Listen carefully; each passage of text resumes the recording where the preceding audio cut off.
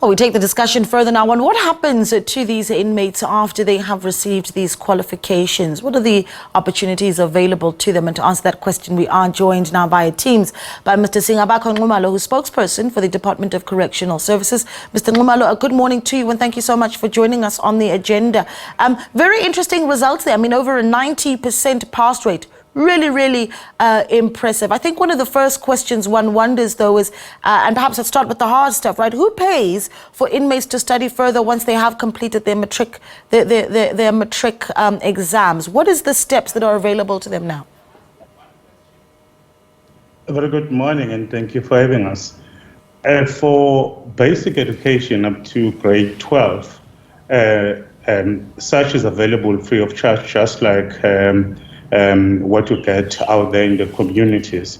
But the moment an inmate has interest in terms of taking his or her studies further, I'm talking about institutions of higher learning.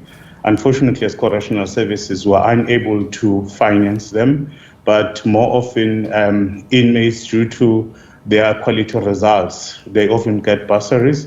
Some do get their families supporting them financially, or even other institutions are willing to say, look, we are willing to sponsor you financially. We'd hope that once you are out, you could, even be part of our staff complement and make a positive contribution. So there is quite a number of avenues that are available to inmates, but always say to them, and never allow any situation to prevent you from taking another step forward. And more often, they do take advantage of that. But as Correctional Services, we do provide them with the necessary infrastructure in terms of computers or laptops, and where they're able then to register online with institutions of higher learning. Yeah, how much does the department itself really oversee what sort of courses inmates then do take up once they have passed their matric certificates and they want to take their education further? Of course, there'd be the concern around perhaps an inmate who is convicted of a crime of fraud, for instance, studying perhaps auditing, if you were to think of that example. So just how much oversight do you have over the sort of courses that inmates then do take? Fortunately, we have a number of institutions that do work with us. We have memorandum of understandings, but others just come out of interest. They then engage with offenders, giving them what one may call life choices, to say if perhaps you were convicted of a particular offense with maybe managing books, if you are to pursue accounting-related studies, you may have challenges in future. But that we cannot prevent them from doing so. We often see a number of offenders opting to study law, even though it would be difficult for them to practice as lawyers. But I think they do take interest in it. But we make it a point that inmates are aware in terms of what is likely to come, in terms of the choices that they make.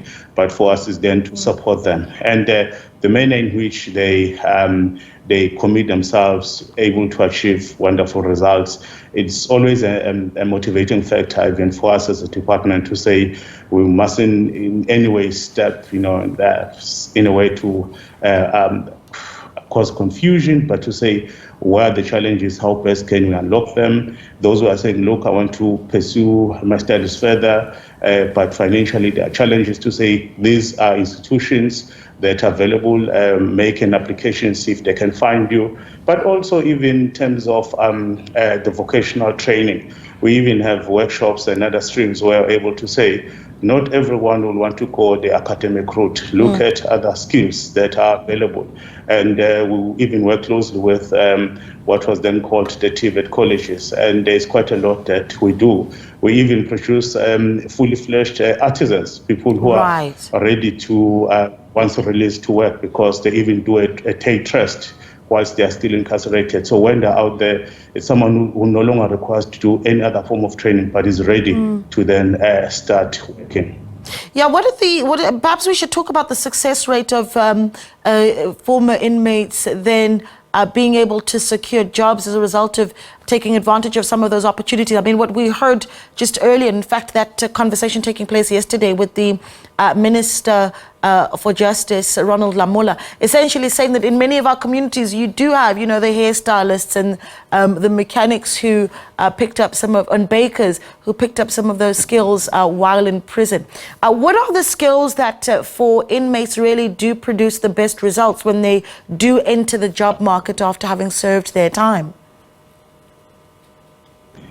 It's a variety of skills. You'll be amazed. We produced people who do not just leave our facilities as PhD candidates. They obtain, a PhD qualification, master's degrees, and others you find that are spoken about those who will venture into becoming artisans. We even take them for those trade tests.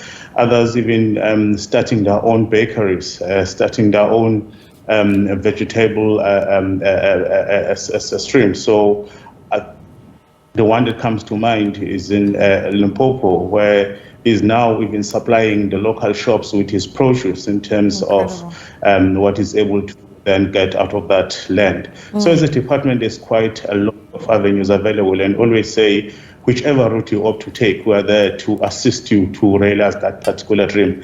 Hence, we always reach out to possible employers to say, there is no law in this country that says someone with a criminal record cannot be employed. All that is a second chance. Just give them that opportunity, see whether the commitment is there. And the issue of skill is not even a question because they have it. It's only for them to be given that opportunity. And another point, pay them fairly well, pay them as per their skills. Do not take advantage of them to say, because we have a criminal record, therefore we pay you less than other people. They deserve to be paid well, and they have families to support themselves, because we've seen that inmates that leave our facilities be in a position to get employment or start something. They never go back into the life of crime. They even create opportunities for other people. Yeah, there really is so much to talk about, right? And you talk about encouraging employers as well to take on these former inmates that have been upskilled while in the system. But let's talk a little bit about other programs, soft programs that you have, because you can certainly give them the technical skills, but you also need to be able to reintegrate them into society. And perhaps as you answer that question, Mr. Nxumalo, let's talk about the flip side of what happens when we don't get it right. Because, of course, the work that we do here is when we try and integrate them back into society, is to avoid them reoffending. So 2 questions. What do we do to reintegrate them into society? And when we get that wrong, what is our reoffending rate sitting at the moment in the country? The most challenging factor is when families of ex-inmates or parolees reject them. Because when you reject them, basically it says they are back on the streets. And once they are there, they are vulnerable once more.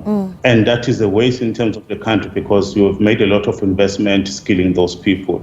And we even reach out to communities to say, be part and parcel of social integration. Open your arms to this person and say, look, we know that you've been behind bars, you've served your time, but there's an opportunity. So make it a point that you are doing something positive and contribute. And implant even the skill that you learned whilst incarcerated. And we've seen such working in some areas, but in some unfortunately not. But let me then deal with one issue that more often people will spread all incorrect figures, saying that the reoffending rate is way above the acceptable levels. In this country, 99% of parolees do comply with their parole conditions. It's only 1%. That 1% is a concern to us, but we always say, how best can we then work with that 1% so that they do not find themselves vulnerable, because having them coming back into our facilities does not assist the country. Okay, those are encouraging numbers, and we hope that we're able to keep doing that work so that we've got more functional communities. Mr. Singabakho Nxumalo, they're speaking to us. He, of course, is the spokesperson for the Department of Correctional Services.